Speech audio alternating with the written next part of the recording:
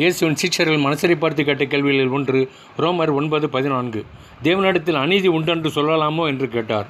கர்த்தரிடத்தில் வாக்குத்தத்தம் பெற்றுக்கொண்ட ஆபிரகாம், அவர் மகன் ஈசாக்கு, அவருடைய மகன் இஸ்ரவேல் எண்ணப்பட்ட யாக்கோபின் சந்ததியில் வந்து இயேசுவை ஏற்றுக்கொண்ட இஸ்ரவேலர்களே தேவனுடைய பிள்ளைகள் என்றும், பிற வம்சத்தை, பிற தேசத்தை, பிற தெய்வங்களை வணங்கி தற்போது இயேசுவை தெய்வமாய் ஏற்றுக்கொண்டவர்கள் தேவனுடைய பிள்ளைகள் அல்ல என்றும் கருத்து வேறுபாடு ரோம கிறிஸ்தவ சபையாரிடத்தில் காணப்பட்டது.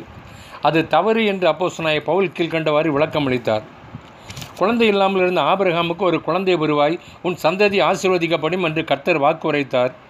வேலைக்காரியாகிய ஆகார் மூலம் இஸ்மவேல் என்ற குழந்தை பிறந்தது. மனைவி சாராள் மூலம் ஈசாக்கு பிறந்தான்.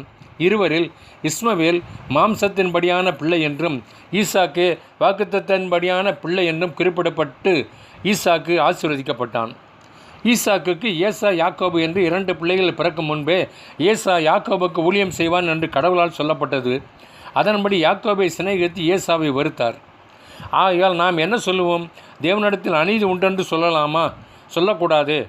ஏசா ஈசாக்கின் பிள்ளையாக இருந்தாலும் பக்தியற்ற ஒழுங்கீனமாக வாழ்ந்ததால் கர்த்தர் அவனை வெறுத்தார், யாக்கோபை ஏற்றுக்கொண்டார். அவருடைய நாமத்தின் மேல் விசுவாசம் உள்ளவர்களாய் அவரை ஏற்றுக்கொண்டவர்கள் எத்தனை பேர்களோ அத்தனை பேர்களும் தேவனுடைய பிள்ளைகளாகும்படிக்கு அவர்களுக்கு அதிகாரம் கொடுத்தார் என்று வேதம் கூறுகிறது. வம்சாவளி முக்கியமல்ல, இயேசு கிறிஸ்துவின் மேல் உள்ள விசுவாசமும் அவர் போதனையின்படியான தூய வாழ்க்கையுமே முக்கியமாகும். எனக்கு பிரியமானவர்களே, கிறிஸ்தவ குடும்பத்தில் பிறந்ததோ பரம்பரை கிறிஸ்தவர்களாக இருப்பதோ தேவனுடைய பிள்ளைகள் என்பதற்கு அளவீடு அல்ல.